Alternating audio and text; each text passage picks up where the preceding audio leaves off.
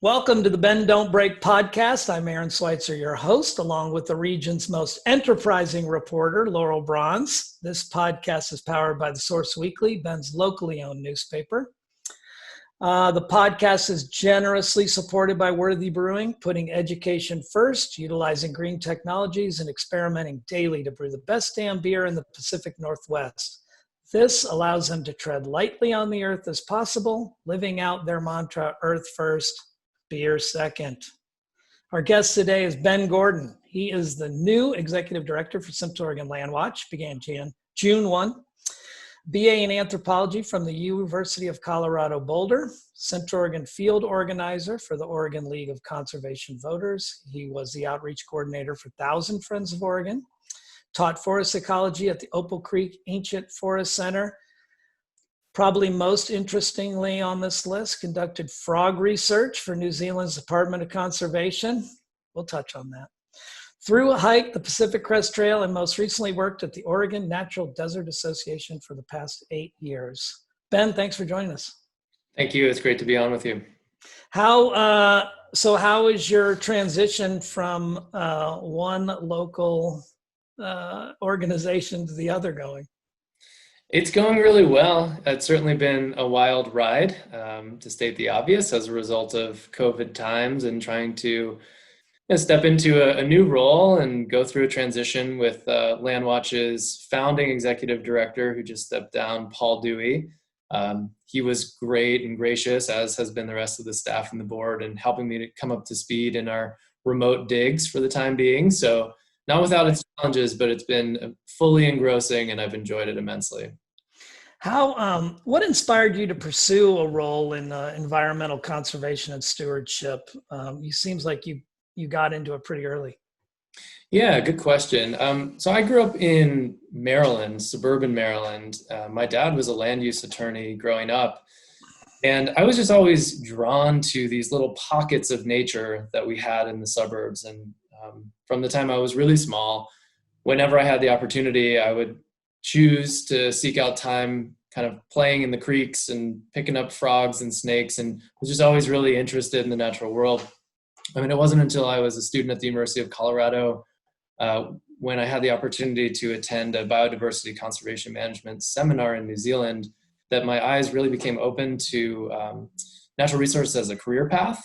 I grew up in a place where people were doctors and lawyers and diplomats, and I just didn't know about the field. So I had a really formative experience in New Zealand, and that coming back from that, having one more year at the University of Colorado, I did everything I could to set myself up to land a job in the field. So through internships and being part of on-campus environmental groups.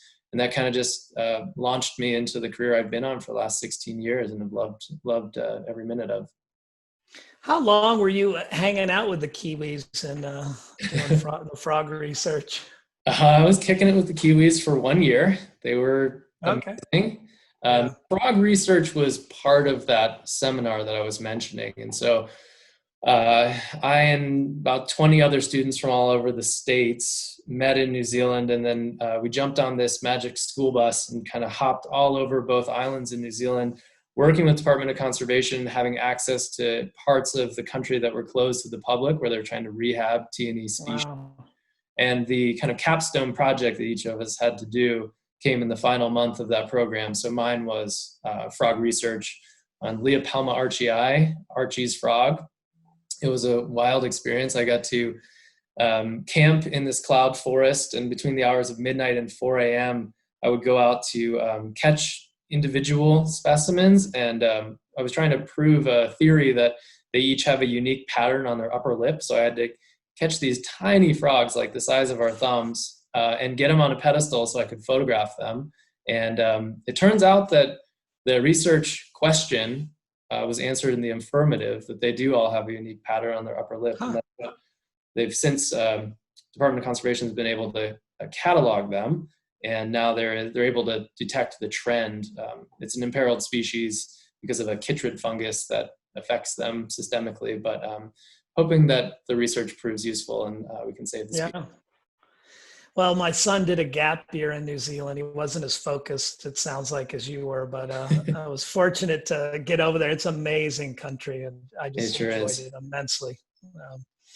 So give me a little insight into how your work has been affected by the pandemic. I know you took the job relatively new, and what's that been like?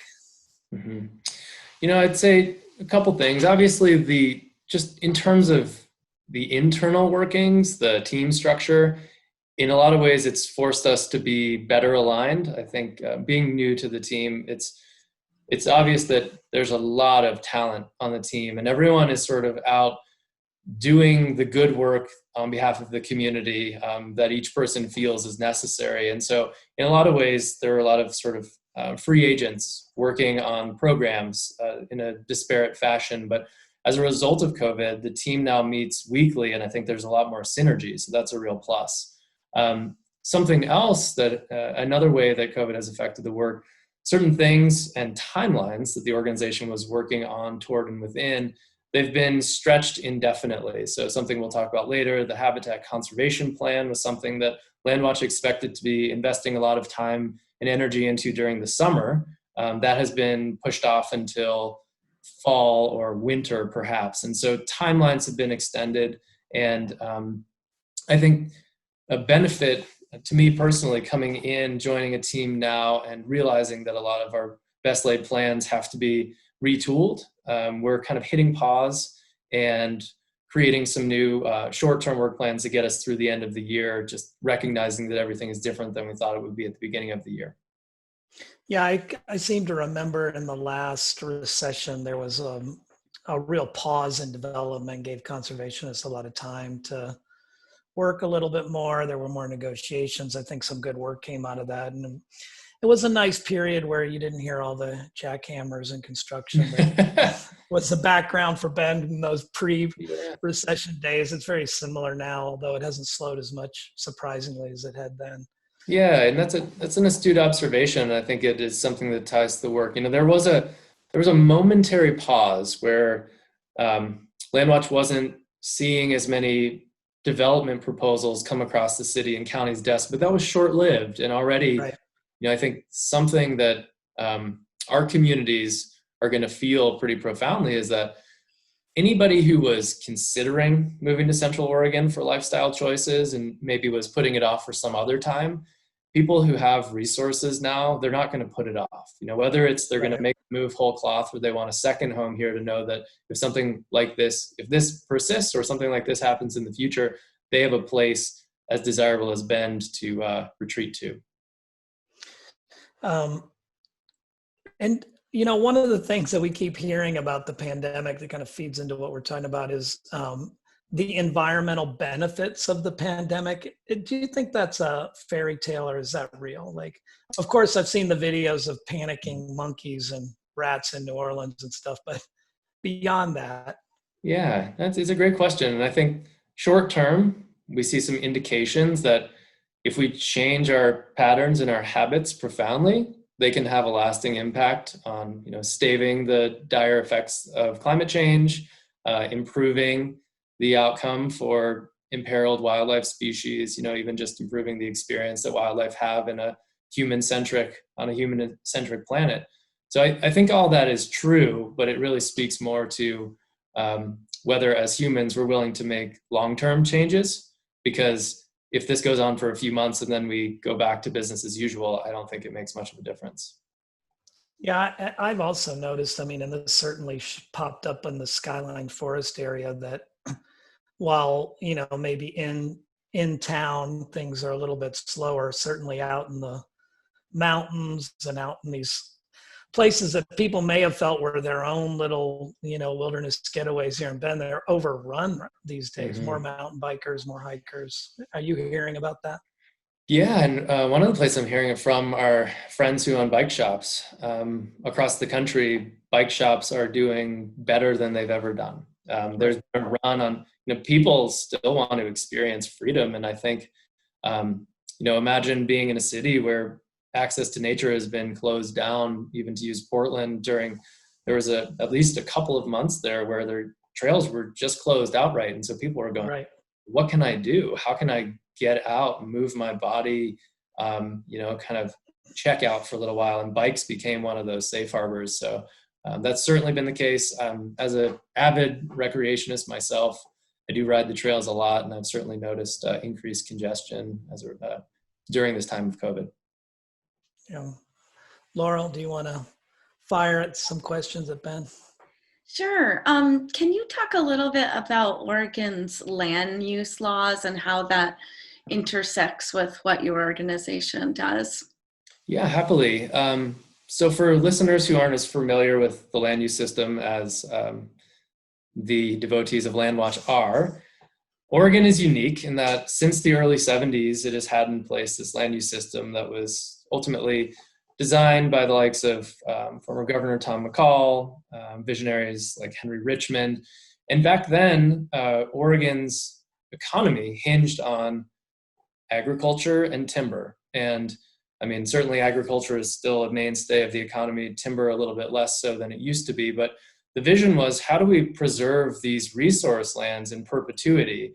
And there was a realization when you looked at California, or you looked at other states in the country at that time, sprawl was having this profound effect on farm and forest lands. And so Oregon said, we need to do something to preserve this economic engine into the future.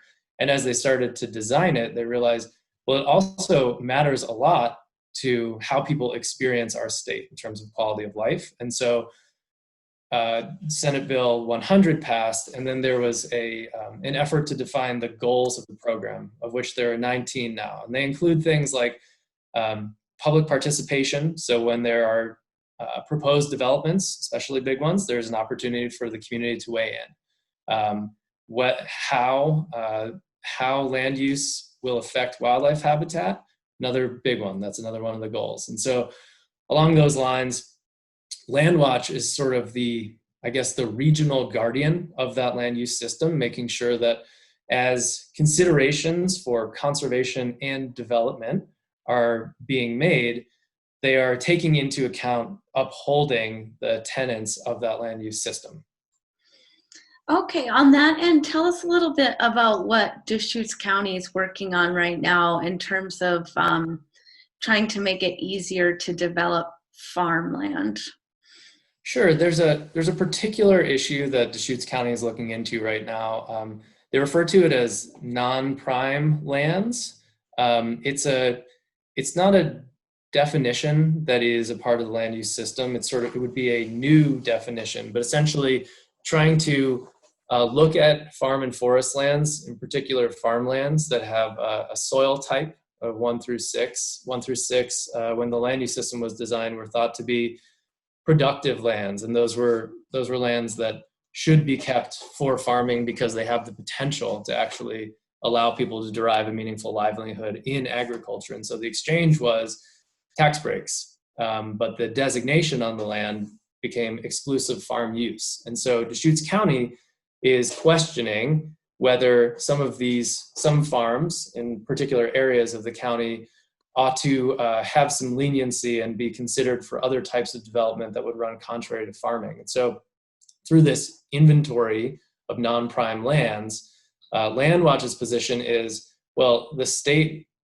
clearly defines the requirement for what constitutes farmland as having soil types 1 through 6. And so all of these places that the county is evaluating now, they are all places that have soil types of 1 through 6 now. So LandWatch doesn't really understand why there would be the need to create this flexibility when the tax benefits have been in place for so long, and the resource value of keeping those large farms intact for wildlife and for kind of the general agricultural economy that is so important to Oregon, why we would erode that now. It doesn't really make a lot of sense. Well, doesn't it make sense that they just want to develop it? I mean, from the time Phil Henderson was elected, I mean, I remember when we did our endorsement interview with him, he talked about, this farmland that he was hoping he could convince the state, we're not like the Valley, we're over here on lava, and shouldn't we be able to just develop more quickly, frequently, with greater mass? Yeah, I mean, you make a really good point. And basically, when county commissioners are elected, they have a lot of authority.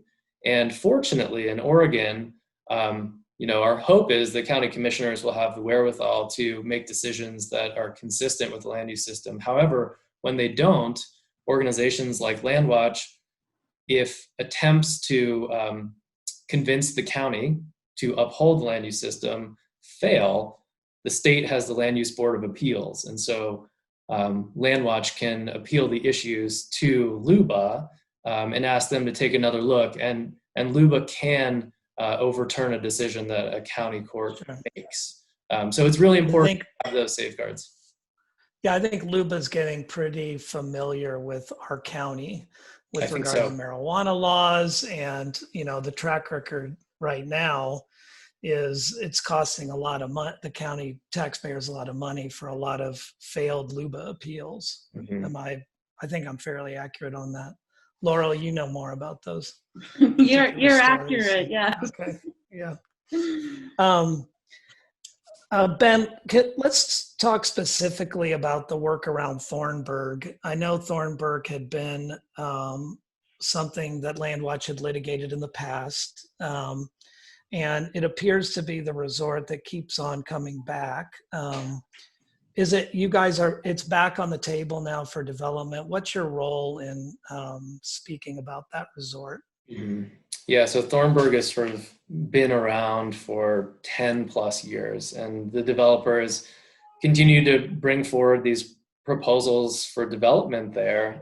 Right now it's something like 1,000 units, 3 golf courses, 3 man-made lakes, and LandWatch is really, its role now is holding the county accountable to a piece of its own code that says for these destination resorts, there will be no net negative impact to fish and wildlife and thus their habitat. And so our concern now is that the proposed development would require 6 million gallons of water per day. 6 million gallons is significantly more than the city of Ashland uses each day.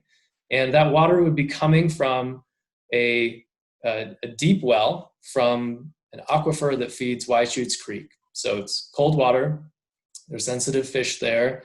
That is a very important water source for this community. And so our question is, do we want to allow this development to take that much of our precious water resource for the kind of development that they want there? Now, it's not, at LandWatch, we're taking out the subjectivity. What we're really looking at is, does this development, can they prove that they can mitigate these impacts? And thus far they haven't. And so LandWatch is asking the county to not approve this proposal until this developer can prove beyond the shadow of a doubt that they in fact can mitigate not only the quantity, but also the quality of the water that would be used. I seem to remember with that developer in the early stages, they had worked aggressively to get irrigation district water rather than going to the well, but that had not been successful. I think Todd Heisler in a previous incarnation had worked on that.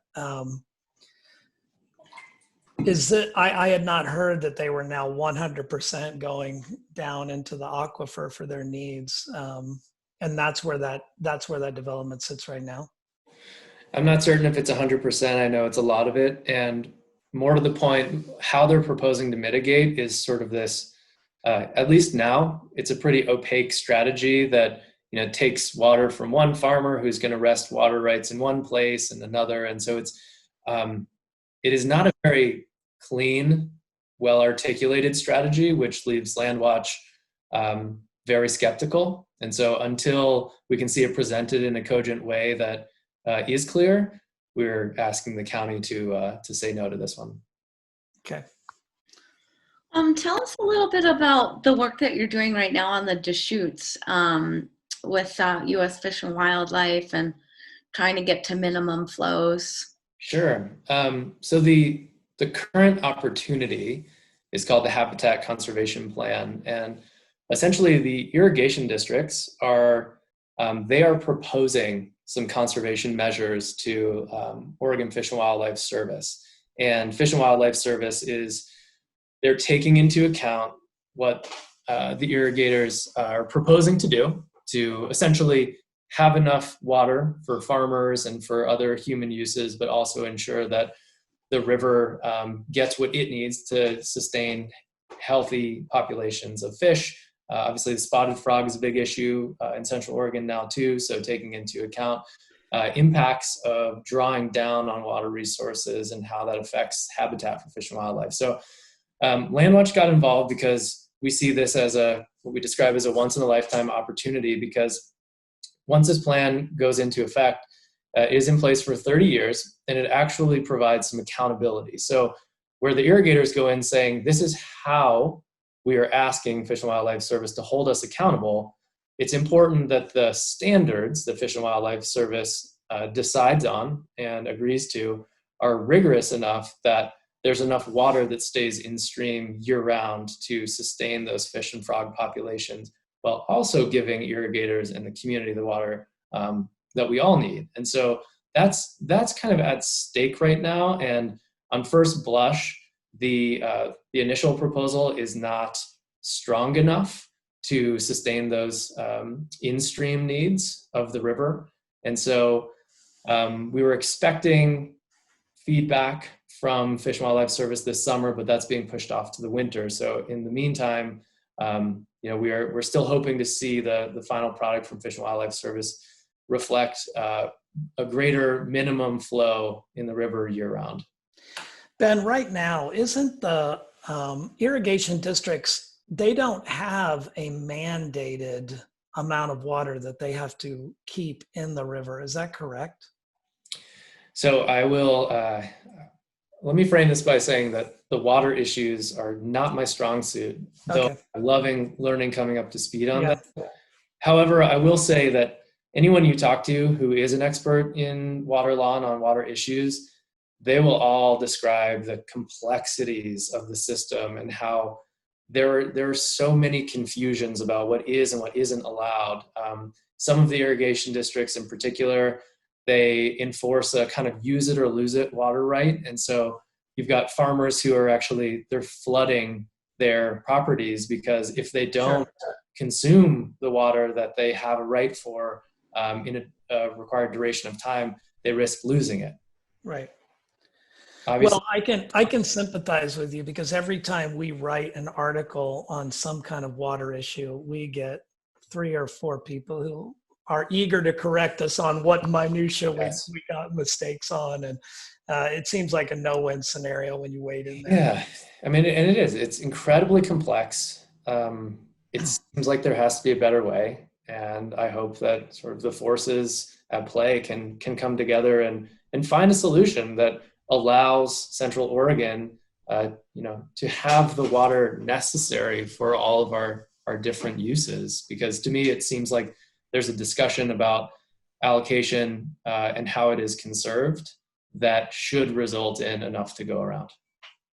Well, I'm intrigued by the fact that I like the fact that there are some minimums, because with the people are starting to get their interest level raised regarding the piping issue for irrigation districts because of the amount of money that's now being allocated for those piping projects. And the question back is, what is the return? Yeah. And right now, what you get is a lot of these irrigation districts piping and under the auspices of an environmental, it's an environmental issue, but the water is not allocated back to the stream. As soon as TID piped their canal, they put a bunch of water rights up for sale, which I thought, wow, you got a federal grant to pipe this and water rights are for sale. We could go down a million rabbit holes, but I think for me, the issue is that with people starting to realize, I think the estimate for piping on those irrigation canals is $1 billion from start to finish. Sure. And that's a lot of taxpayer dollars for ... It certainly is. And I mean, your observation is astute. I feel like the, big piping has been portrayed as kind of the gold standard solution for conservation, because initially the discussion was around all the water leaching into the ground that was in these canals or evaporating because the sun was hitting them. And in actuality, while that is a piece of the discussion, I feel like there is so much more to be gained from having a discussion about on-farm conservation, ways in which people are incentivized to actually conserve water. And those are far less expensive. And, it's sort of a package of a lot of different elements resulting in a comprehensive solution that is good for the future of our water here in Central Oregon. Yeah, I won't go drop down that hole anymore. Laurel's got other questions, but yeah, it's a really timely and I think interesting issue as it unfolds, because it's change within the water, cycle of use. Yeah. And that's really, I think, what's triggering a lot of this, because I don't know that it was really on people's radar. Like, oh, well, they're going to pipe it. It's going to cost. Yes. They got a grant for it. It's not going to matter. But I think now as the price tags come out and the amount of money that's being spent and what's the return? Well, the return is it's a hobby farmer's paradise. So. Exactly right. And something else I want to say on the topic of water is that while LandWatch has been involved in water issues for a long time, for most of our 35 years, it wasn't until recently that we hired someone to be our kind of full-time point of contact for all things water related. When LandWatch hired Todd Heisler about a year and a half ago, who came from running the Deschutes River Conservancy. And hopefully you'll have Todd on the show at some point, because he has an incredible perspective to share.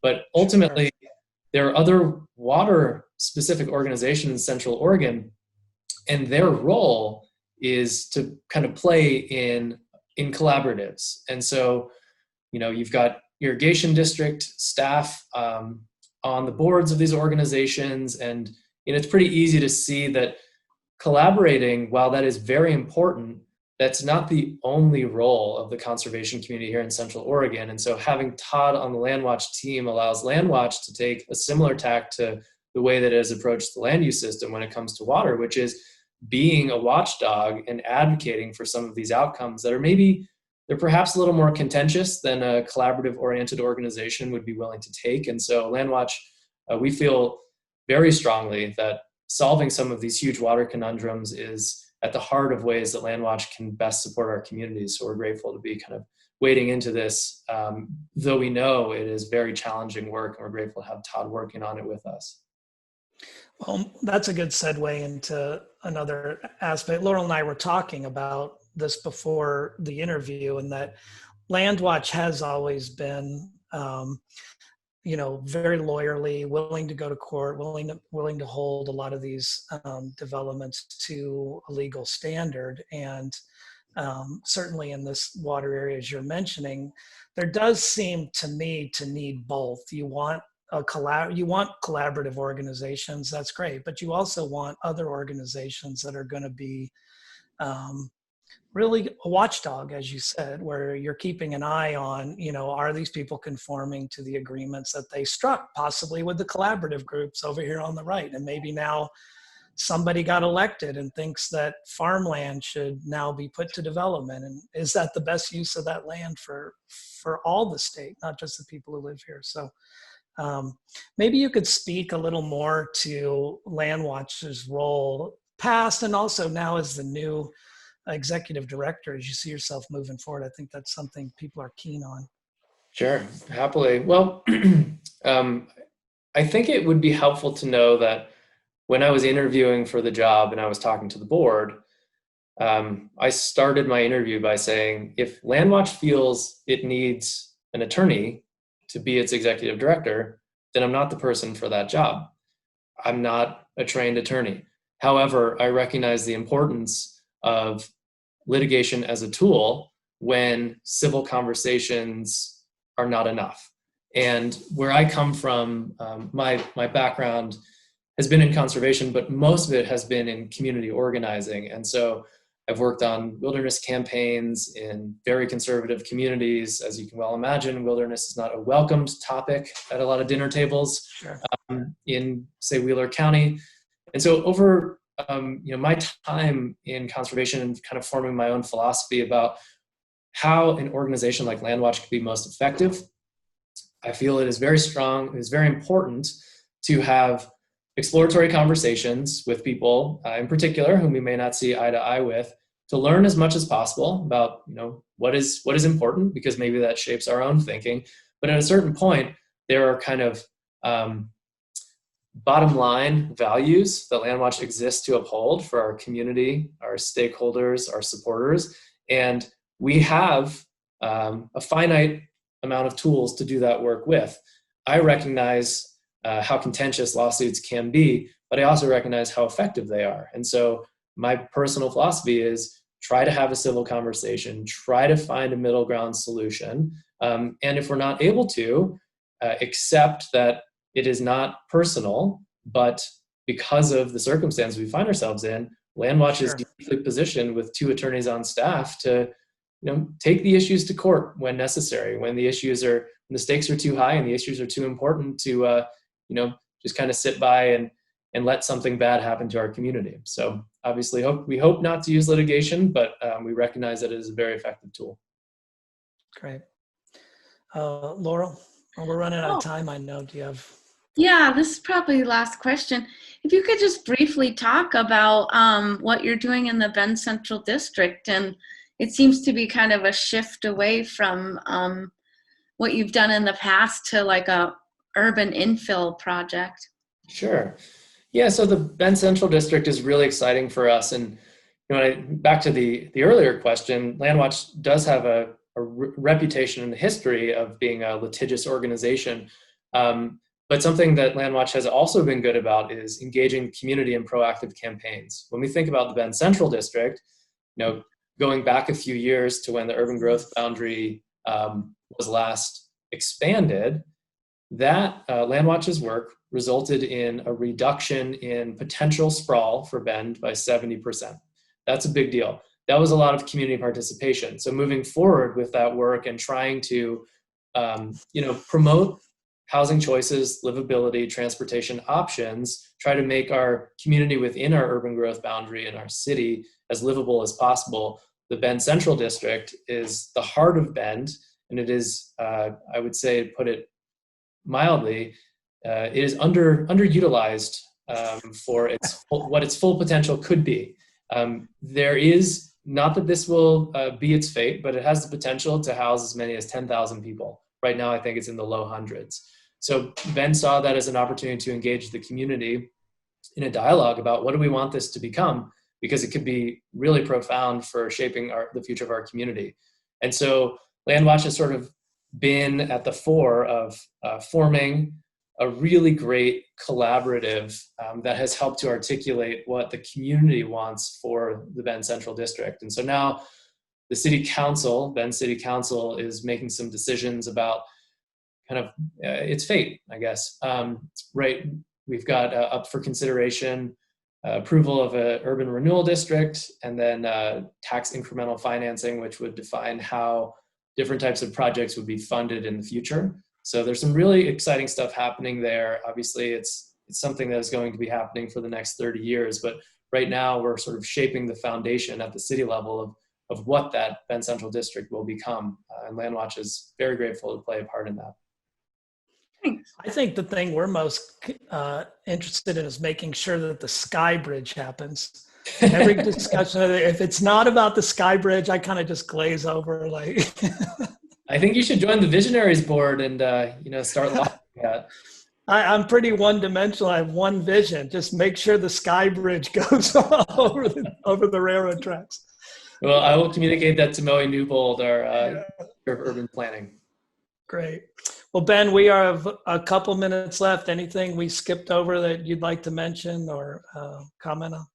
No, this is great. I think the last thing I would add is COVID times are certainly unique, and I am eager to meet the LandWatch community and people who are excited to talk about the future of Bend and the communities of Central Oregon. And so kind of an open invitation.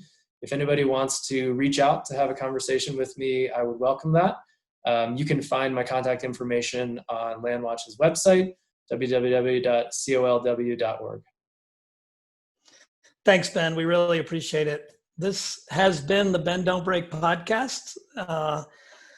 come back to us next Wednesday, and we'll have, Laurel, who's our next guest that we're having? Our next guest is Todd Montgomery from Oregon State University talking about tourism.